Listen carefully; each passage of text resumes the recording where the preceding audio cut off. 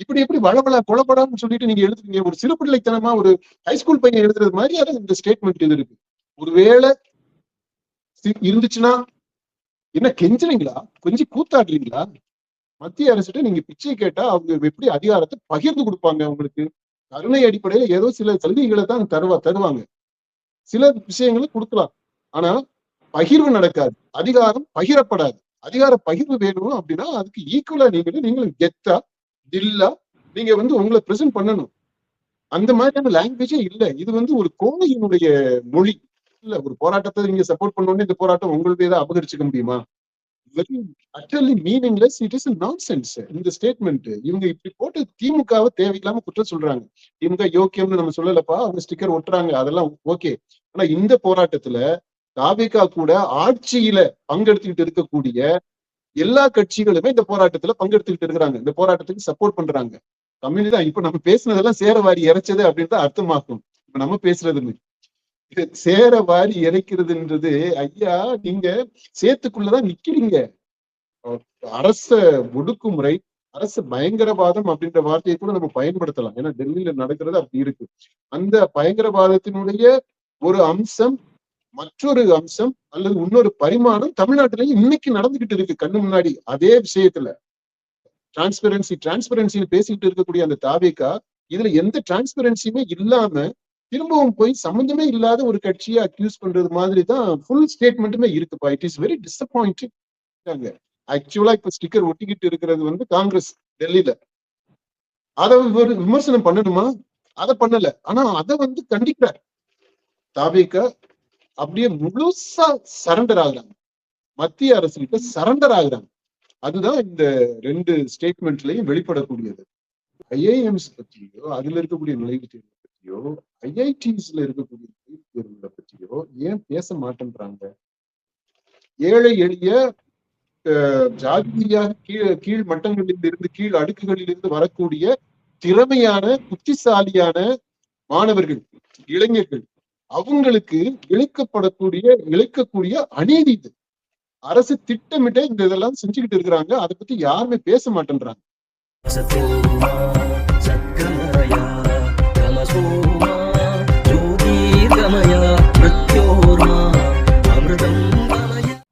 இந்த நீட் விவகாரம் தொடர்பாக கரப்பான்பூச்சி ஜனதா கட்சி சார்பில் நடைபெறக்கூடிய இந்த போராட்டம், அதை தொடர்ந்து நடந்த வன்முறை மோதல் சம்பவங்களாம் குறித்து நீட் விவகாரம் தொடர்பாகவும் இந்த சம்பவம் மட்டும், அதை தொடர்ந்து உள்ள இருக்கக்கூடிய பிரச்சனைகள் அதெல்லாம் பத்தி நம்ம டீட்டெயிலா பேசி காணொலி போட்டிருக்கோம்ப்பா.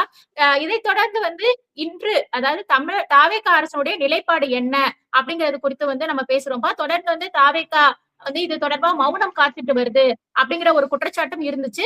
அந்த குற்றச்சாட்டுக்கு தாவேகா அரசுடைய நிலைப்பாடு என்ன அப்படிங்கிறது குறித்து தாவேகா சார்பில் அறிக்கையும் வெளியிட்டு இருக்கிறாங்கப்பா. அது தொடர்பா நம்ம பேசிடலாம்ப்பா. தாவேகா கட்சி அவங்க என்ன நிலைப்பாடு எடுத்திருக்கிறாங்க அப்படின்றது அதுதான் அரசுடைய நிலைப்பாடாகவும் இருக்கும். ஆனா நம்ம அதை வேறுபடுத்திக்கணும். அமைச்சர்கள் யாரும் அவங்களுடைய அலுவலகத்திலிருந்து அபிஷியலாக யாரும் சொல்லல. சொல்லி இருக்கிறது தாவேகா கட்சி அதனுடைய நிலைப்பாடு சொல்லி இருக்கிறாங்க. அதைத்தான் நம்ம இப்போ இந்த இதுல அனாலிசிஸ்க்கு டீகோட் பண்றதுக்கு நம்ம எடுத்துருக்கோம். சொல்லுங்க. அந்த தாவேகா கட்சி சார்பில் போட்டிருக்க அறிக்கையில முதல்ல குறிப்பிட்டிருக்கிறது, இந்த நீட் தேர்வு குளறுபடிகளை மட்டும் எதிர்க்கவில்லை, நீட் தேர்வு என்பது அறவே கூடாது என்பதுதான் தமிழக வெற்றி கழகத்தின் சமரசமற்ற உறுதியான நிலைப்பாடு. அது சரிதான். ஏன்னா நீட் தேர்வு குளறுபடிகள் மட்டும் இல்லாம அந்த தேர்வே வேண்டாம் அப்படின்றது அவங்களுடைய நிலைப்பாடு அப்படின்றத தெரியப்படுத்தி இருக்கிறாங்க. அவங்களுடைய தேர்தல் அறிக்கைகளையும் சரி, அதுக்கு முன்னாடியும் சரி, விஜயுமே கூட முதல்வர் ஆகுறதுக்கு முன்னாடி கட்சி ஆரம்பிக்கிறதுக்கு முன்னாடியே கூட அவர் இந்த நீட் தேர்வுக்கு அவருடைய எதிர்ப்பை பதிவு செஞ்சிருக்கிறாரு. அதை நம்ம ஏத்துக்கிறோம். அது தாவேகாவுடைய கட்சியினுடைய நிலைப்பாடு. அது அப்ப தாவேகா தலைமையில் இருக்கக்கூடிய இந்த அரசினுடைய நிலைப்பாடும் அதுவாக இருக்கும் அப்படின்றத நம்ம ஏற்றுக்கிறோம். ஆனா உள்ள மத்த டீடைல்ஸ் உள்ள போகும். அடுத்து இந்த ஓட்டுக்காக நீட்டை நாங்களே நீக்குவோம் என்று மக்களை ஏமாற்றும் மோசடி அரசியல் வேலையில் தாவேகா ஒருபோதும் ஈடுபடாது. ஓட்டுக்காக நீட்டை நீக்குவோம் அப்படின்றது ஒரு ஏமாற்று மோசடி அரசியல் வேலை அப்படின்றது சொல்றாரு. இது ரொம்ப ஸ்ட்ராங்கான ஸ்டேட்மெண்டா இருக்கு. ஏன்னா இது திமுகவை சொல்றாரு. திமுக ஆமா. தேர்தல், அதாவது 2021 தேர்தல் வாக்குறுதியா இதை கொடுத்திருந்தாங்க. எந்த சூழல்ல, எந்த பின்னணியில, எந்த அரசியல் கொலாபரேஷன் இருக்கும் போது இந்த மாதிரியான ஒரு ஸ்டேட்மெண்ட் வந்தது அப்படின்றத கணக்குல எடுத்துக்கணும். அதை வந்து தனிமைப்படுத்தி ஒரு ஸ்டேட்மெண்ட்டை எடுத்துக்கிட்டு அது விமர்சனம் பண்றதுன்றது வந்து அந்த அந்த அந்த கருத்துக்கு நம்ம செய்யக்கூடிய நியாயமாக இருக்காது. அதை டிஸ்டார்ட் பண்றதாக போயிடும். இப்போ அந்த ஸ்டேட்மெண்ட் அவங்க சொல்லும்போது அவங்களுக்கு என்ன பெரிய நம்பிக்கை இருந்ததுன்னா, இந்திய அளவுல ஆட்சி மாற்றம் வரும், காங்கிரஸ் தலைமையில ஆட்சி அங்க அமையும். அப்படிங்கும்போது அந்த மத்திய அரசினுடைய செயல்பாடு மூலமாகவே, நாடாளுமன்ற செயல்பாடுகள் மூலமாகவே, அந்த டெமோக்ராட்டிக் ப்ராசஸ் மூலமாக இதை வந்து மாற்றிட முடியும் அப்படின்ற ஒரு நம்பிக்கையில சொன்னாங்க. அந்த நம்பிக்கை வந்து ஓவர் கான்பிடன்ஸ் அப்படின்னு மக்கள் ப்ரூவ் பண்ணிட்டாங்க. அதனால அதனுடைய பின்விளைவுகள் தான் இப்ப அவங்க சந்திச்சுக்கிட்டு இருக்கிறாங்க. இந்த கான்டெக்ட் நம்ம புரிஞ்சுக்கணும். இப்ப அதனால இந்த ஸ்டேட்மெண்ட் இவ்வளவு ஸ்ட்ராங்கா அதுக்காக சொல்லியிருக்கணுமா அப்படின்றது தேவையில்லை. ஓட்டுக்காக அப்படின்னு ஓட்டுக்காகத்தான் அவங்க சொன்னாங்க. கரெக்ட் தான். ஓட்டுக்காகத்தான் இவங்களுமே சொல்லி இருக்கிறாங்க. இப்ப இவங்க தாபிகா சொன்னதை எடுத்துக்கோங்களேன், நாங்க வந்து நீட்டை நிறுத்திடுவோம் அப்படின்னு தான் சொன்னாங்க. இப்போதைக்கு இந்த ஸ்டேட்மெண்ட் அவுட் ஆஃப் கான்டெக்ட்ல எடுத்து அதை கோட் பண்ணியிருக்கிறாரு. இதை திமுகவை நேரடியாகவே பேரை சொல்லியே கூட சொல்லியிருந்திருக்கலாம். அது அந்த கல்வியை மாநில பட்டியலுக்கு மாற்ற வேண்டும். ஒருவேளை அதில் ஏதேனும் சட்ட நடைமுறை சிக்கல்கள் இருக்குமெனில் அவற்றை நிவர்த்தி செய்யும் வரை இடைக்கால தீர்வாக ஸ்பெஷல் கன்கரண்ட் லிஸ்ட் உருவாக்கி அதன் மூலம் மாநில அரசுகளுக்கு அதிகாரம் வழங்க வேண்டும். இது பாருங்க, ஒரு கட்சி ஆட்சியில் இருக்கக்கூடிய தமிழ்நாடு அரசே அவங்கள்ட்ட தான் இருக்கு. அந்த கட்சியில வரக்கூடிய அந்த ஸ்டேட்மெண்ட் நீங்க பாருங்களேன். கல்வியை மாநில பட்டியலுக்கு மாற்றணும் அப்படின்னு சொல்றாங்க. அதை நம்ம ஏத்துக்கிறோம். கல்வியை மாநில பட்டியலில் முன்னாடி ஒரிஜினலா அதான் மிஷனாக இருந்தது. அது இடையில அப்படி மாறி கீறி போய் கடைசியில இப்ப முழுக்கவே ஒரு 70-80% அது வந்து மத்திய அரசுக்கு கட்டுப்பாட்டுக்கு போயிடுச்சு. கொள்கை அளவுல எல்லாருக்குமே உடன்பாடுதான் அது. ஒருவேளை பாஜக அரசுக்கு மட்டும், பாஜகவை சேர்ந்தவர்களுக்கு அது உடன்பாடு இல்லாம இருக்கலாம். மற்றபடி பாத்தீங்கன்னா இந்திய அளவுலயே ஒவ்வொரு மாநிலத்திலையுமே இதைத்தான் வலியுறுத்திக்கிட்டு இருக்கிறாங்க. மாநில பட்டியலுக்கு மாற்றணும் அப்படின்றது. ஒருவேளை அதில் ஏதேனும் சட்ட நடைமுறை சிக்கல்கள் இருக்கும் எனில், படிச்சவன் எழுதுற ஸ்டேட்மெண்டா, ஆட்சியில் இருக்கிறவங்க எழுதுற ஸ்டேட்மெண்டா, ஒருவேளை அது என்ன, ஒருவேளை சிக்கல்கள் இருக்கும் எனில், அது என்ன இருக்கும் எனில், இருக்கா இல்லையா, அதை நீ ஸ்டடி பண்ணலையா பண்ணலையா? லாயரை வச்சு, விவரம் தெரிஞ்சவனை வச்சு, புத்திசாலி லாயர்களை அட்வொகேட்டை வச்சு இதுல இருக்கா சட்ட சிக்கல், வருமா வராதா, என்ன சிக்கல் வரும் அப்படின்றதெல்லாம் அனலைஸ் பண்ணி அப்புறம் அந்த ஸ்டேட்மெண்ட் எழுதியிருக்கணும். இதுல பாருங்களேன், இது ரொம்ப தற்குறித்தனமா, நம்ம sorry to use that statement, இந்த தற்குறித்தனமா அப்படின்றது, அதாவது இல்ல எந்த அனாலிசிஸுமே இல்லை, எந்த ஸ்டடியுமே இல்லை, சட்டத்தை பத்தி தெரியல. இது எழுதுறது யாரு? ஆட்சியில் இருக்கக்கூடிய தமிழ்நாட்டையே ஆண்டு கொண்டிருக்க கட்சியினுடைய சார்பாக வரக்கூடிய ஸ்டேட்மெண்ட். அப்போ அதுல வந்து ஒரு தெளிவு இருக்கணும் இல்ல? இப்படி எப்படி வளவள கொலப்படான்னு சொல்லிட்டு நீங்க எழுதுறீங்க? ஒரு சிறுபிள்ளைத்தனமா ஒரு ஹைஸ்கூல் பையன் எழுதுறது மாதிரியான இந்த ஸ்டேட்மெண்ட் இது இருக்கு. ஒருவேளை இருந்துச்சுன்னா என்ன கெஞ்சுறீங்களா? கொஞ்சம் கூத்தாடுறீங்களா? துணியை நீங்க பாத்தீங்களா? ஒருவேளை இருக்குமா, இருக்கா இல்லையா, நீ சொல்லு, டெஃபினட்டா உனக்கு சொல்லு, இருக்கா இல்லையா, இருந்துச்சுன்னா என்ன பண்ணணும் அப்படின்றதையும் நீங்க சொல்லணும். அந்த ஏரியாவுக்குள்ளேயே போகல, அப்படியே மழுப்புறாங்க, அப்படியே இந்த மரத்துல இந்த இதுல விஜய் இப்ப பிரச்சாரம் பண்ணும்போது, தாவிக கட்சி தலைவர் அவர் பிரச்சாரம் பண்ணையில அந்த ராம்ப்ல வந்து கிரீஸ தடவி விட்டாங்க பாருங்க, வழுக்கிறதுக்காக. அந்த மாதிரி வழுக்கி விழுகிறது மாதிரியான ஸ்டேட்மெண்ட் இது, கிரீஸ் தடவுல ஸ்டேட்மெண்ட் இது. அதன் வாயிலாக கல்வி மற்றும் மருத்துவ கல்வி உள்ளிட்ட விஷயங்களில் மாநிலங்களுக்கு முழு அதிகாரம் கிடைக்க வழிவகை செய்யப்பட வேண்டும். இதுமே ஸ்பெஷலா ஒரு கான்கரண்ட் லிஸ்ட உருவாக்கணுமா, இடைக்கால தீர்வா? அந்த கான்கரண்ட் லிஸ்ட உருவாக்குறது மத்திய அரசு பார்த்து செய்யணும்.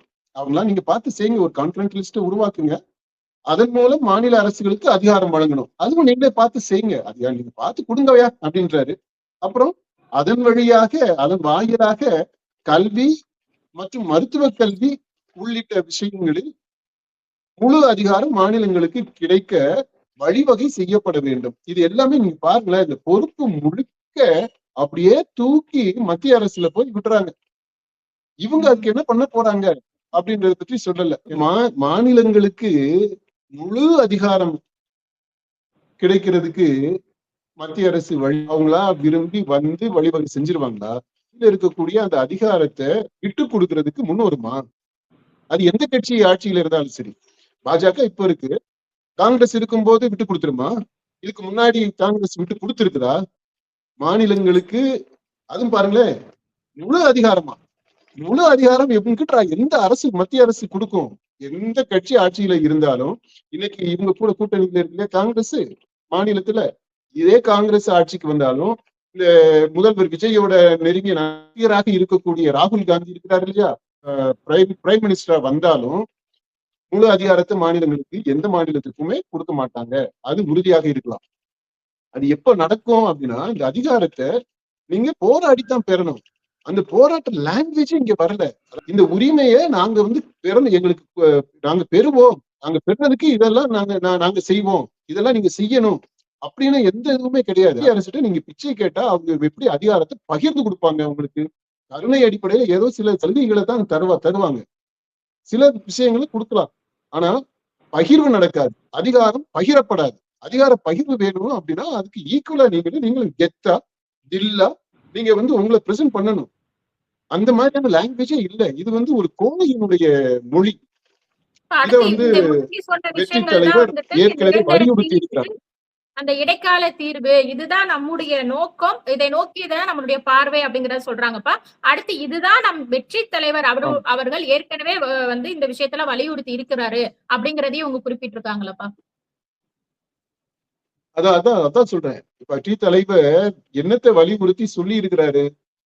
வலியுறுத்தி என்ன சொல்லி இருக்கிறாங்க? அவங்க நீட்டை ஒழிப்போம் அப்படின்னு சொல்லி இருக்கிறாங்க. மாநில பட்டியலுக்கு கொண்டு வருவோம் கல்விய அப்படின்னு சொல்லி இருக்கிறாங்க. இது ஸ்டேட்மெண்ட்ஸ், அசர்ஷன்ஸ். இத வந்து நீங்க எப்படி கொண்டு வருவீங்க? அங்கதான் பாயிண்ட். எங்க என்ன சொல்றாங்கன்னா, ஐயா மத்திய அரசுல இருக்கிற மோடி ஐயா, அமித்ஷா ஐயா பார்த்து செய்யுங்க ஐயா. திருவிளையாடல் இல்லையா, ஒரு படத்துல அந்த பாட்டு ஒரு புலவர் எழுதுவாரு, அதுல பாட்டுல மிஸ்டேக் இருக்கும். உடனே அவர் சொல்லுவார் இல்லையா, ஐயா மிஸ்டேக் இருந்துச்சுன்னா அதுக்கு எது குறைக்கிறத குறைச்சிட்டு மிச்சத்தை கொடுங்க அப்படின்னு பேசுவார் அந்த புலவர். அந்த இது ஞாபகம் இருக்கா? அந்த மாதிரி எனக்கு தெரியும், அந்த டீடைல்ஸ் எல்லாருக்குமே தெரியும் அப்படின்றதுனால நான் அப்படி மேலோட்டமா சொல்லிடுறேன். ஏதாவது அந்த மாதிரி அது செய்யுங்க. நீங்க சொல்லிருக்க மாநில பட்டியலுக்கு வரணும், முடியாது அப்படின்ற பட்சத்துல ஏதோ தப்பு இருந்துச்சுன்னா அதுக்கு ஏதோ கொஞ்சம் நான் குறைச்சிக்கிட்டு மிச்சத்தை கொடுங்க அப்படின்றது மாதிரி இருக்குது. இது மோசமான லாங்குவேஜ். அடுத்த பாயிண்ட் பாப்போமே. இன்னும் மற்றவர் உழைப்புக்கும் மற்றவர் சிந்தனைக்கும் மற்றவர் போராட்டத்திற்கும் ஸ்டிக்கர் ஒட்டிக்கொள்ளும் அரசியல் அறமற்ற வேலையை செய்பவர்கள் தாவேகா மீது சேறுவாரி இறைப்பதை இத்தோடு நிறுத்திக் கொள்ள வேண்டும்.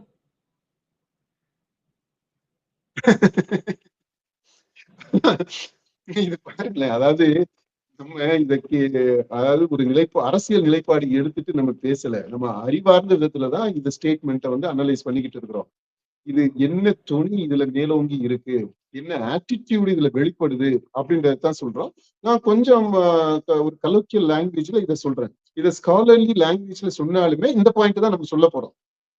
இன்னைக்கு அப்ப சில நிர்பந்தங்கள் இருக்கு தாவேகா அரசுக்கு. அவங்க வந்து மத்திய அரசை எதிர்த்து எதையுமே செய்ய முடியாது, பேச முடியாது. நீங்க பேசாம இருக்கிறீங்க, எதுக்காம இருக்கிறீங்க, மத்திய அரசு விமர்சனம் பண்ணாம இருக்கிறீங்க அப்படின்றது ஒரு விமர்சனமா வருது. அது இயல்பானது. அதுதான் இந்த விமர்சனத்திற்கு இவங்க என்ன பதில் சொல்லணும் அப்படின்னா, அவங்களுக்கு இயலாமே ஒத்துக்கணும். இல்லப்பா, இது வந்து நாங்க கடைபிடிக்கிறது மத்திய அரசோடு இணக்கமாக போகக்கூடிய ஒரு நடைமுறை. அது ஏற்கனவே சொல்லிட்டாங்க. கொள்கைன்றது வேற, நிர்வாகம்ன்றது வேற. இப்ப இந்த நிர்வாகத்தை பொறுத்த மட்டும் நாங்க இணக்கமாகத்தான் போவோம். இப்ப அதுல பிரச்சனைகள் வராம இருக்கணும், உரசல்கள் வராம இருக்கணும்ன்றதான் எங்களுடைய ஃபர்ஸ்ட் ப்ரையாரிட்டி. மாதிரி ஹை ஹேண்டடா மத்திய அரசு நடந்துகிட்டு இருக்கிறது எங்களுக்கு உடன்பாடு இல்ல. அதை நாங்க கண்டிக்கிறோம். ஆனா அதுக்கு மேல நாங்க போக முடியாது, இந்த போராட்டத்தை சப்போர்ட் பண்ண முடியாது. ஏன்னா இந்த சப்போர்ட் பண்றதுக்கான அவசியமும் இல்லை. இதுதான் எங்களுடைய நிலைப்பாடாகவும் இருக்கு. அதை நாங்க சட்ட ரீதியாக பார்லிமெண்ட் டெமோக்ராட்டிக் ப்ராசஸ் மூலமாக செய்ய போறோம் அப்படின்றத சொல்லி இருக்கிறாங்க. அப்போ அந்த சொன்னதை வந்து அவங்களுடைய இயலாமைய அல்லது அவங்களுடைய நிலைப்பாடை வெளிப்படையாக ஒத்துருக்கலாம். அப்படி இல்லாம இது எல்லாம் திரும்பவும் திமுக மேல குற்றச்சாட்டு வைக்கிறது மாதிரி இருக்குது. எதுக்கு இந்த ஒரு அப்சஷன் இருக்குப்பா? திமுக எல்லாத்தையுமே திமுகவை கொண்டு வர்றது. நீங்க உங்களுடைய அரசுடைய நிலைப்பாடு என்னன்னு சொல்லிட்டு போங்க. இதுல என்னத்துக்காக ஸ்டிக்கர் ஒட்டுறதை பத்தி மற்றவர் சிந்தனைக்கு, மற்றவர் போராட்டத்திற்கு இதெல்லாம் இல்ல. ஒரு போராட்டத்தை நீங்க சப்போர்ட் பண்ணோடனே இந்த போராட்டம் உங்களுடையதை அபகரிச்சுக்க முடியுமா? இப்போ அதிமுக பாஜக கூட சேர்ந்து ஜெயிச்சாங்க. ஒரு 40-50 எம்எல்ஏஸ் இருக்காங்க. இப்ப அந்த எம்எல்ஏஸ் எல்லாம் பிரிச்சு இப்ப தாவேக்கு அபகரிச்சுக்கிறது மாதிரி எல்லாத்தையும் பத்தி திமுக இது மாதிரி ஒரு போராட்டத்துல கலந்துக்கிறதுனால அபகரிச்சுக்கிற முடியுமா? அல்லது இவங்களே ஒரு போராட்டத்துல இந்த போராட்டத்தை சப்போர்ட் பண்றாங்க அல்லது எதுக்குறாங்க அப்படின்றதுனால அந்த போராட்டத்தை அபகரிக்கிறாங்க அல்லது ரிஜெக்ட் பண்றாங்க அப்படின்னு அர்த்தமாயிருமா? அதிமுக எம்எல்ஏஸ் எல்லாம் சில பேர் இப்போ ரிசைன் பண்ணிட்டே கூட வந்து சேர்ந்துட்டாங்கல்ல. அப்படி இருந்தாலுமே நாங்க அதிமுகவை நாங்க அபகரிக்கிறோம் அப்படின்னு சொல்ல மாட்டாங்க இல்லையா? ஏறத்தாழ அந்த மாதிரி தான்ப்பா. ஒரு போராட்டம் நடக்குது அப்படின்னா அந்த போராட்டத்தை நம்ம ஆதரிக்கிறோம். அதுல நியாயம் இருந்துச்சுன்னா அதை ஆதரிக்கிறோம். அதை ஆதரிச்ச உடனே அந்த போராட்டத்தை நான் வந்து டேக் ஓவர் பண்ணிக்கிறேன். ராகுல் காந்தியே போய் அந்த போராட்டத்துல ஈடுபட்டாருலப்பா. ராகுல் காந்தி, பிரியங்கா காந்தி எல்லாமே பங்கேற்று இருக்கிறாங்கல்ல. ஆமா, இன்னைக்குமே ஈடுபட்டுட்டு தான் இருக்காங்க. போராட்டம் பண்ணிட்டு தான் இருக்கிறாங்க. இப்ப அவங்க எல்லாம் இந்த போராட்டத்தை அபகரிக்கிறாங்களாமா? காக்ரோச் ஜனதா பார்ட்டியினுடைய இந்த போராட்டத்தை காங்கிரஸ் வந்து அப்படியே இப்போ ஸ்டிக்கர் ஒட்டிக்கிறதா? கூட சொல்லியிருக்கிறாங்க, வேணும்னா நானும் கூட உள்ள இறங்குவேன் அப்படின்னு இருக்காங்க. அப்ப அந்த அம்மா ஸ்டிக்கர் ஒட்டிக்க போறாங்களா? இல்ல இப்போ காங்கிரஸ் கூட சேர்ந்து மத்த கட்சிகளுமே சேர்ந்து இப்போ போராட்டம் நடத்திட்டு இருக்காங்க. இப்ப அவங்க எல்லாமே அவங்க தலைவர் தொல் திருமாவளவன் எல்லாம் போய் தூயவர்களா இருக்கிறாங்க. Communist I'm sorry to say this strong phrase, idiotic, very shallow, very superficial, very utterly meaningless. It is a nonsense. இந்த ஸ்டேட்மெண்ட் இவங்க இப்படி போட்டு திமுகவை தேவையில்லாம குற்றம் சொல்றாங்க. திமுக யோக்கியம்னு நம்ம சொல்லலப்பா, அவங்க ஸ்டிக்கர் ஒட்டுறாங்க, அதெல்லாம் ஓகே. ஆனா இந்த போராட்டத்துல தாவேகா கூட ஆட்சியில பங்கெடுத்துக்கிட்டு இருக்கக்கூடிய எல்லா கட்சிகளுமே இந்த போராட்டத்துல பங்கெடுத்துக்கிட்டு இருக்கிறாங்க. இந்த போராட்டத்துக்கு சப்போர்ட் பண்றாங்க. கம்யூனிஸ்ட் எல்லாம் ரொம்ப தீவிரமாக இந்த போராட்டத்தை முன்னெடுக்கிறாங்க. அப்ப அவங்க எல்லாம் ஸ்டிக்கர் ஒட்டிக்கிறாங்களா? இதுல இவங்க தாவிக்கா மட்டும் ரொம்ப தூய சக்தியாக இருந்து ஸ்டிக்கர் ஒட்டாம இருக்கிறாங்களா? என்ன ஸ்டேட்மெண்ட் இது? ஸ்டிக்கர் ஒட்டுறது மற்றவர் உழைப்புக்கும் மற்றவர் சிந்தனைக்கும் மற்றவர் போராட்டத்திற்கும் காங்கிரஸ் ஸ்டிக்கர் ஒட்டுது. இவங்க தாவிக்கா கூட இருக்கிற காங்கிரஸ் ஸ்டிக்கர் ஒட்டுது. தாவேகா கூட இருக்கிற விடுதலை சிறுத்தைகள் ஸ்டிக்கர் ஒட்டுது. தாவேகா கூட இருக்க ஆட்சியில பங்கெடுத்துட்டு இருக்கக்கூடிய IUML ஸ்டிக்கர் ஒட்டுது. தாவேகா ஆட்சியில் இருப்பதற்கு சப்போர்ட் பண்ணிட்டு இருக்கக்கூடிய கம்யூனிஸ்டுகள் ஸ்டிக்கர் ஒட்டுது. தாவேகா மட்டும் ஸ்டிக்கர் ஒட்டாம இருக்கு. Ridiculous statement. அடுத்த பாயிண்ட், அந்த சேரை வாரி இறைப்பதை இதோட நிறுத்திக் கொள்ளுங்க அப்படிங்கிறாங்களப்பா தாவேகா. அதான் இப்ப நம்ம பேசுனதெல்லாம் சேர வாரி இறைச்சது அப்படின்னு தான் அர்த்தமாக்கும். இப்ப நம்ம பேசுறதுன்னு சேர வாரி இறைக்கிறதுன்றது, ஐயா நீங்க சேத்துக்குள்ளதான் நிக்கிறீங்க. இந்த ஸ்டேட்மெண்ட்டை வச்சு பார்க்கும்போது தாவேகா நிக்கிறது சேத்துக்குள்ள, சகதிக்குள்ளதான் நிக்கிறாங்க. இந்த statement to go by what is stated over here and the tone of it, அவங்களே சேர வாரி இறைச்சு அவங்க மூஞ்சில பூசிக்கிட்டு இருக்கிறாங்க அப்படின்னு தான் அர்த்தம். இதையும் மீறி தொடர்ந்து அவதூறு கழகத்தின் பழைய அரசியல் மோசடி வரலாறுகளை உலகமே தோண்டி எடுத்து அம்பலப்படுத்தும் சூழல் உருவாகும். அது அவதூறு கழக அரசியலுக்கு முடிவுரை எழுதுவதாகவும் அமையும் என்பதை சம்பந்தப்பட்டவர்கள் மறந்துவிட வேண்டாம்.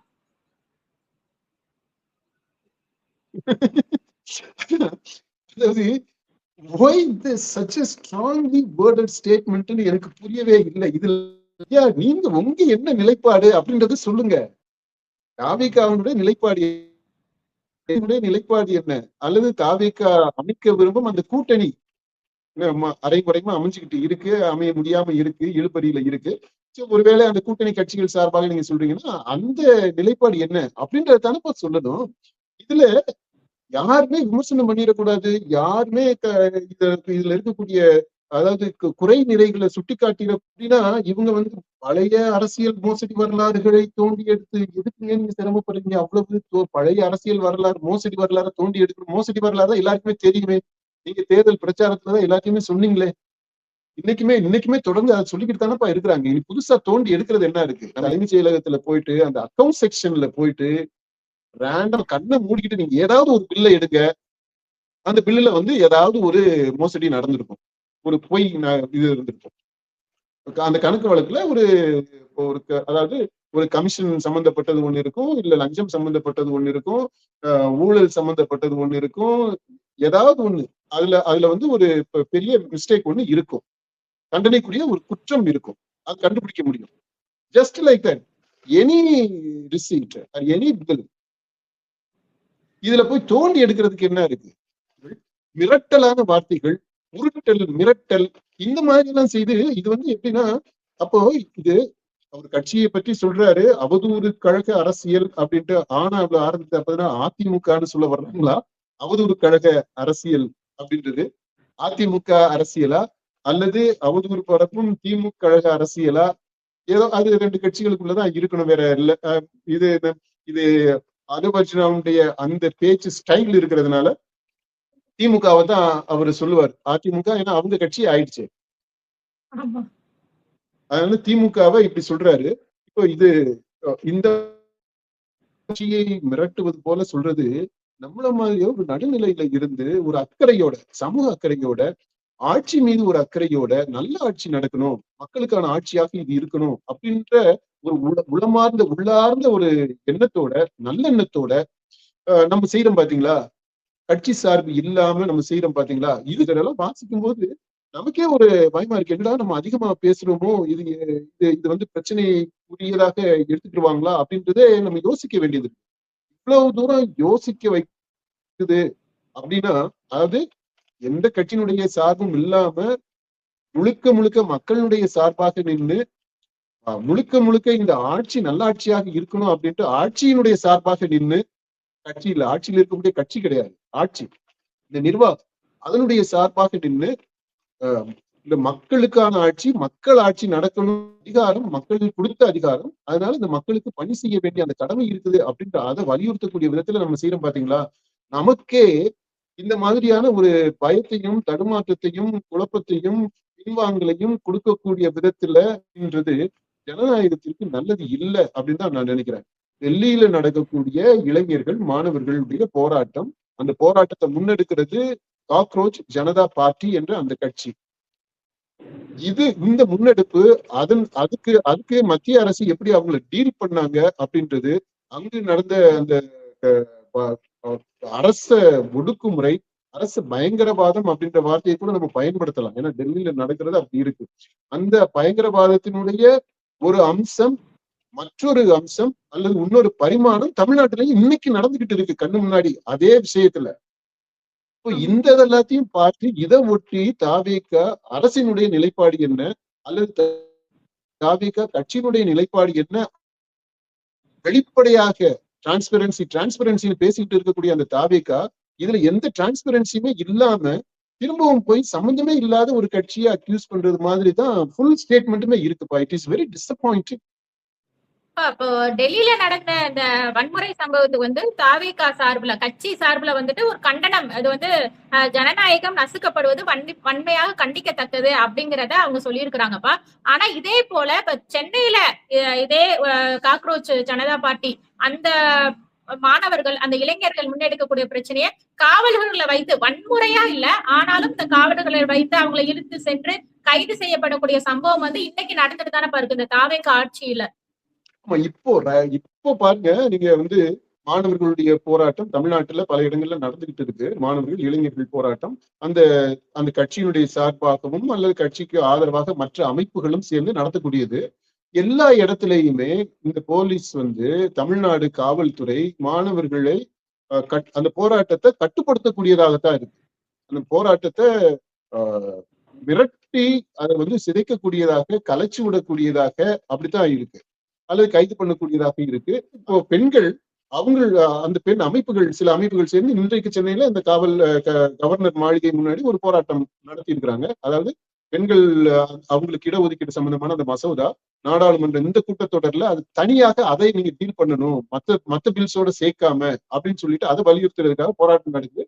அங்கேயுமே நீங்க பாருங்க, போலீஸ் இந்த ஹை ஹேண்டடா தான் நடந்துகிட்டு எல்லாம் தள்ளி விடுறது, தூங்குறது, அதாவது ஒரே கலாட்டாவா ஆக்கிக்கிட்டு இருக்கிறாங்க. ஒரு போராட்டத்தை ஒரு போர்க்கள சீனை தான் உருவாக்கி இருக்கிறாங்க தமிழ்நாட்டிலையும், தமிழ்நாட்டினுடைய தலைநகரத்திலையும் அதுதான் நடந்துட்டு இருக்கு.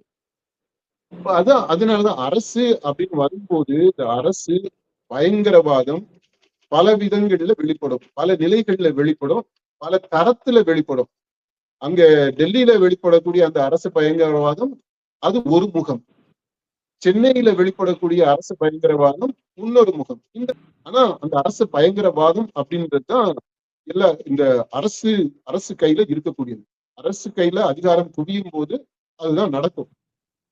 இத எதிர்த்து போராடும் போது அந்த போராட்டம் அப்படின்றது பாதிக்கக்கூடியதாகத்தான் இருக்கும். இந்த பாதிப்பையும் தாண்டி அதை எதிர்கொண்டு அதுக்கப்புறம் இந்த அரசுக்கு ஒரு சில சில விஷயங்களை உணர்த்துறது இருக்குது பாத்தீங்களா, அதுதான் மக்களாட்சியினுடைய ஒரு இதுல பாருங்களேன், டெல்லியில் நடைபெற்ற அந்த போராட்டத்துக்கு ஆதரவா ராகுல் காந்தி களம் இறங்கினாராம். அவரு காவல்துறையால இழுத்து செல்லப்பட்டும் குண்டுக்கட்டாக தூக்கி சென்று கைது செய்யப்பட்டது ஜனநாயக உரிமைகள் மீதான அப்பட்டமான தாக்குதல் அப்படின்றாரு. இது எங்க நம்ம ஏற்கனவே சொன்னோம் பாத்தீங்களா, இவர் எதுக்குங்க அங்க போராட்டத்துக்கு போறாரு? அந்த போராட்டம் நடத்துறது காக்ரோச் ஜனதா பார்ட்டி, இளைஞர்கள், மாணவர்கள். காங்கிரஸ் கட்சியாக எதுக்கு உள்ள போகணும்? எதுக்கு அந்த ஸ்டிக்கரை போய் ஒட்டணும்? அது கேள்வி இவங்க கேட்டுக்கணும் இல்லையா? ஏன்னா காங்கிரஸுக்கு அங்க அந்த ஸ்டிக்கர் தேவைப்படுது. ஏன்னா ஏற்கனவே ஆல்மோஸ்ட் நஞ்சு போன கட்சி. இப்போ அதுக்கு ஏதாவது ஒரு உயிரோட்டம் வேணும்னா இந்த மாதிரி ஆரோப்பணியத்துல ஒரு போராட்டம் நடக்குது அப்படின்னா அதுல போய் ஒட்டிக்கிறதுன்றது அவங்களுக்கு அவசியமாக இருக்கு. அதனால அதை செய்யறாங்க. ஆக்சுவலா இப்ப ஸ்டிக்கர் ஒட்டிக்கிட்டு இருக்கிறது காங்கிரஸ் டெல்லியில. அதை ஒரு விமர்சனம் பண்ணணுமா? அதை பண்ணல. ஆனா அதை கண்டிக்கிறார், வன்மையாக கண்டிக்கத்தக்கது அப்படின்றாப்ல. ஏன்னா இது எப்படி நீ வன்மையாக கண்டிப்ப? ராகுல் காந்தி தானே நீ வன்மையா கண்டிக்கணும். எப்பா நீ இந்த மாதிரி ஸ்டிக்கர் ஒட்டுற வேலை வச்சுக்கிறாத. அது காக்ரோச் ஜனதா பார்ட்டி அவங்க பண்றாங்க, அந்த பசங்க பண்றாங்க.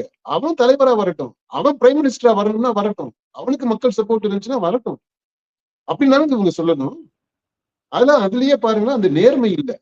அடுத்து அந்த நீட் தேர்வு நடைமுறைப்படுத்தப்பட்டது முதலே அதன் மீதான நம்பகத்தன்மை குறைவது மட்டுமல்லாமல் மாணவர்கள் மன உளைச்சலுக்கு உள்ளாகி தங்களின் எதிர்கால கனவு மிகப்பெரிய கேள்விக்குறியாவதும் தொடர்கிறது. முடிச்சிருங்களேன். நீட் தேர்வால் ஒவ்வொரு ஆண்டும் மாணவர்கள் பாதிப்பிற்குள்ளாவதும் நின்றபாடில்லை. எனவே ஒன்றிய அரசு நீட் தேர்வை முழுவதுமாக ரத்து செய்ய வேண்டும் என்று வலியுறுத்துகிறோம் அப்படின்னு சொல்லிட்டு இந்த போஸ்ட் போட்டிருக்கிறாங்க. இப்ப இது பாருங்க, நீட் தேர்வு நடைமுறைப்படுத்தப்பட்டது முதலே அதன் மீதான நம்பகத்தன்மை குறைவது அப்படின்னு இருக்கு சொல்றாங்க. அப்புறம் எதிர்கால கனவு மிகப்பெரிய கேள்விக்குறியாகிறது தொடருதுன்றாங்க, மன உளைச்சல்ன்றாங்க. சரி, நீட்டு தேர்வு எப்போ அறிமுகப்படுத்தப்பட்டாங்க? அப்போ இந்த தாவேகா கட்சிய ஆரம்பிக்கல, இல்ல அதுக்கு முன்னாடி இருந்தே இருக்கு. அப்போ ஆனா இந்த தலைவர்கள்லாம் இருந்தாங்கல்ல, அவங்க என்ன செய்தாங்க? இந்த மன உளைச்சலை போக்குறதுக்கு என்ன செய்தாங்க? என்ன நகர்வுகளை முன்னெடுத்தாங்க? ஒரு தடவை இவரு விஜய் நடிகராக இருக்கும்போது அந்த அனிதா நீட் தேர்வு சம்பந்தமாக அந்த தற்கொலை செய்துக்கிட்ட அந்த பிள்ளை அவங்க வீட்டுக்கு போயிட்டு வந்தாரு. மற்றபடி என்ன அமைப்பு ரீதியாக என்ன செய்தாங்க? விஜய் ரசிகர் மன்றம், நற்பணி மன்றம், அது மூலமா என்ன முன்னெடுப்புகளை செய்தாங்க? அப்புறம் கட்சி ஆரம்பிச்சே இப்ப 2 வருஷம் ஆயிடுச்சுலப்பா. அந்த 2 வருஷமா இந்த நீட் இது மன உளைச்சல் இருந்துச்சா? 2 வருஷமும் மன உளைச்சல் இருந்தாதான் மாணவர்களுக்கு இவர் விருதெல்லாம் கொடுத்தாரு இல்லைங்க. பெஸ்ட் ஸ்டூடெண்ட்ஸை கூப்பிட்டு +2 முடிச்ச பசங்களுக்கு அவங்களுக்கு எல்லாம் விருது கொடுத்தாரு இல்லையா? அப்போ அது தெரியும்ல. அப்போ இந்த மாணவர்கள்ல கணிசமான பேரு இது மாதிரி இந்த இதுக்கு போவாங்க, நீட்டுக்கு தயார் பண்ணிக்கிட்டு இருக்கிறாங்க, அது ஒரு பிரச்சனையா இருக்கு, அதுல தோல்வியுற்றா அவங்க மன உளைச்சல் ஏற்பட்டிருக்கு அவங்களுக்கு. இப்போ அந்த மாதிரி நம்பகத்தன்மை குறைஞ்சிருக்கு. இப்ப இதெல்லாமே அந்த 2 வருஷம் கட்சி ஆரம்பிச்ச பிற்பாடு இருந்துச்சுல்ல. அப்போ என்ன பண்ணாங்க இவங்க தாவிகா? இப்ப நம்ம இந்த கேள்வி எல்லாம் கேட்கறதுனால நம்ம தாவிகாவுல இது என்ன சேற்ற வாரி வீசுறோம் அப்படின்னு எல்லாம் இல்ல. ஃபேக்ட் என்ன அப்படின்றத நம்ம ஸ்டேட் பண்றோம். இப்ப அது 2 வருஷம் ஒண்ணும் பண்ணல இவங்க. அது இனிஷியேட்டிவ் ஏதாவது எடுத்திருக்கணும். இப்பவுமே நீங்க பாருங்க, அந்த கேள்விக்குறியாகிறது தொடர்தான். இவங்க ஆட்சிக்கு வந்துட்டாங்கல்ல, ஆட்சிக்கு வந்து நீங்க என்னென்னலாம் செய்ய போறீங்க அப்படின்னு ஒண்ணுமே சொல்லல. கடைசியா சொல்றது, ஒன்றிய அரசு நீட் தேர்வை முழுமையாக ரத்து செய்ய வேண்டும் என்று வலியுறுத்துகிறோம் அப்படின்றத ரொம்ப பணிவா போட்டுருக்காங்க. கடைசியா வலியுறுத்துறோம்னு வலுவா கூட சொல்ல முடியல. அதனால இது இந்த டோட்டலாவே இந்த 2 ஸ்டேட்மெண்ட், அதாவது முதல் ஸ்டேட்மெண்ட் வந்து ஒரு 18 மணி நேரத்துக்கு முன்னாடி ஃபர்ஸ்ட் போட்டிருக்கிறாங்க. அதுக்கப்புறம் ஒரு 5-6 மணி நேரம் கழிச்சு அடுத்த ஸ்டேட்மெண்ட் இப்ப நம்ம சொன்னது போட்டிருக்கிறாங்க. ராகுல் காந்திய கைது பண்ணதுக்காக அந்த ஸ்டேட்மெண்ட்டை போட்டிருக்கிறாங்க. கைது பண்ணிட்டு விட்டுட்டாங்க. இப்ப திரும்ப அவருக்கு இது பண்ணிக்கிட்டு இருக்கிறாரு. இப்ப இதுல ஒட்டுமொத்தமா தாவேகாவுடைய ஸ்டாண்ட் என்ன அப்படின்னா, கொள்கை ரீதியாக இன் பேப்பர் வார்த்தைகள்ல அது வந்து நீட்டுக்கு எதிராக இருக்கு அப்படின்றது. அது அப்புறம் கல்வி மாநில பட்டியலுக்கு வரணும் அப்படின்றது. இதெல்லாமே கொள்கையா அவங்க வந்து பாலிசி ஸ்டேட்மெண்ட்ஸ் அப்படி எடுத்துக்கலாம். ஆனா இதை இம்ப்ளிமெண்ட் பண்றதுக்கு, நடைமுறைப்படுத்துவதற்கு தாவேகா என்ன செயல்பாடுகளை, செயல் திட்டங்களை வச்சிருக்குது அப்படின்னா எதுவுமே இல்லை. எதுவுமே அது அந்த யோசனைக்குள்ளேயே போகல. அப்படி யோசிச்சிருந்தாங்கன்னா நம்ம முன்னாடி சொன்னோம் பாத்தீங்களா, ஒருவேளை இருந்தால், அப்படி இருந்தா, அப்படி நடந்துருச்சுன்னா, சிக்கல்னா அந்த லாங்குவேஜே வந்திருக்காரு. செயல் திட்டமே இவங்களுக்கு இல்ல.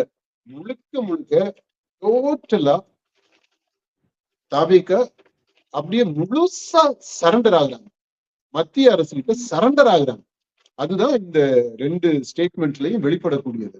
Total surrender. இது இது வந்து மாநில அரசு நடத்தக்கூடிய லட்சணம் கிடையாது. நான் இதை விட இன்னொரு முக்கியமான பாயிண்ட் நான் சொல்ல விரும்புறேன் இந்த கான்டெக்ட்ல. இவங்க எல்லாருமே இந்த நீட்டை பத்தி சொல்றாங்க. ஒரு இடத்துல இவர் வந்து கல்வி அதை பத்தி சொல்றாரு. கல்வி வந்து மாநில பட்டியலுக்கு வரணும் அப்படின்றது. இப்போ இந்த போட்டித் தேர்வு இருக்கு, நுழைவுத் தேர்வு எடுத்துங்க. போட்டித் தேர்வுன்றது எடுத்துக்கலாம். நுழைவுத் தேர்வு இருக்கு இல்லையா, இந்த நீட் மாதிரியான நுழைவுத் தேர்வு அது மத்திய அரசு நிறுவனங்கள் எல்லாத்துக்குமே இருக்குப்பா. ஐஐடியில நீங்க வந்து சும்மா போயிட முடியுமா? +2 மார்க் வச்சுட்டு நீங்க ஐஐடிக்கு போயிருவீங்களா? அந்த ஃபேஷன் டெக்னாலஜின்னு ஒரு பாடம் இருக்கு, அதுக்கு நீங்க வந்து +2 மார்க்கை வச்சுட்டு நீங்க போயிருவீங்களா? எல்லாத்துக்குமே கடுமையான நுழைவுத் தேர்வு இருக்கு. ஐஐஎம்ஸ் சொல்றாங்க, அதுக்குள்ள நீங்க போயிருவீங்களா? சும்மா போயிட முடியுமா? அந்த நுழைவுத் தேர்வுகளை பற்றியெல்லாம் யாருமே பேச மாட்டேன்றாங்க. ஐஐஎம்ஸ் பற்றியோ, அதுல இருக்கக்கூடிய நுழைவுத் தேர்வு பற்றியோ, ஐஐடிஸ்ல இருக்கக்கூடிய நுழைவுத் தேர்வுகளை பற்றியோ ஏன் பேச மாட்டேன்றாங்க? அரசு பள்ளியில் படித்திருக்கக்கூடிய ஒரு சிலராவது இந்த மாதிரி மருத்துவ படிப்பு, இந்த நீட்டை கிராக் பண்ணிட்டு உள்ள போறதுக்கு வாய்ப்பு இருக்கு. நீங்க மற்ற தேர்வு எடுத்துக்கோங்க, ஐஐடி எடுத்துக்கோங்க, அங்க எத்தனை பேரால போக முடியுங்க? அதுக்கான புள்ளி விவரம் இருக்கா? வெளியில சொல்ல அதெல்லாம் ஒரு பெரிய ஒரு கான்ட்ரோவர்சியலா போகும். அதாவது ரொம்ப ஹீட்டட் ஆர்கியூமெண்டா போகும். டேட்டா வந்து அவ்வளவு தூரம் அப்படியே நம்மள பயமுறுத்தக்கூடிய டேட்டா.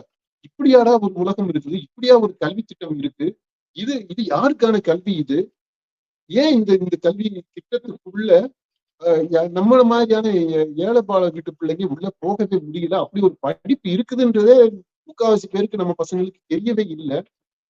வாத்தியார்களுக்கே தெரியலங்க அதுக்கு எப்படி போகணும் அப்படின்றது. பள்ளியில இப்ப வேலை செய்யக்கூடிய ஆசிரியர்கள் இருக்காங்க இல்லையா, +2 லெவல்ல இருக்கக்கூடியவங்களுக்கே தெரியல இந்த மாதிரி இதுக்கெல்லாம் எப்படி தயார் பண்ணணும் அப்படின்ட்டு. 1-2 பேர் எனக்கு தெரிஞ்சு இந்த ஐஐடில போகணும்னு சொல்லிட்டு நல்ல மார்க் வாங்கின பசங்க. ஆனா அதுக்கு ஒரு என்ட்ரன்ஸ் டெஸ்ட் இருக்கு, அது முன்னாடியே நடக்கும், அதுக்கு நம்ம போயிருக்கணும் அப்படின்றது தெரியல.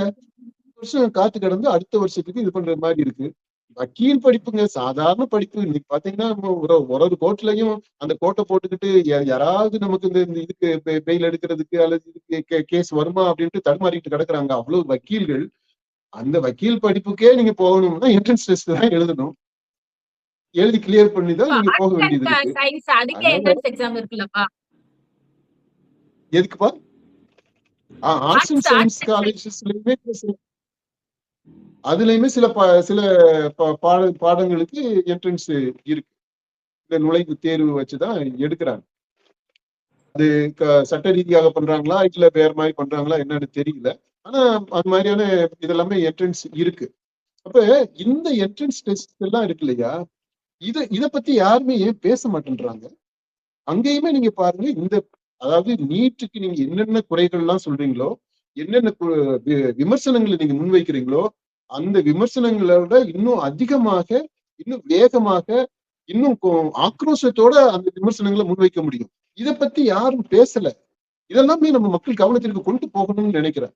அதனால வெறுமனே இந்த நீட்டுன்னு சொல்லிக்கிட்டு இது இன்னொரு பக்கம் நடக்கக்கூடிய பயங்கரமான அநீதி. அது ஏழை எளிய ஜாதியாக கீழ் மட்டங்களில் இருந்து, கீழ் அடுக்குகளில் இருந்து வரக்கூடிய திறமையான, புத்திசாலியான மாணவர்கள், இளைஞர்கள், அவங்களுக்கு இழைக்கக்கூடிய அநீதி இது. அரசு திட்டமிட்ட இந்த இதெல்லாம் செஞ்சுக்கிட்டு இருக்கிறாங்க. அதை பத்தி யாருமே பேச மாட்டேன்றாங்க.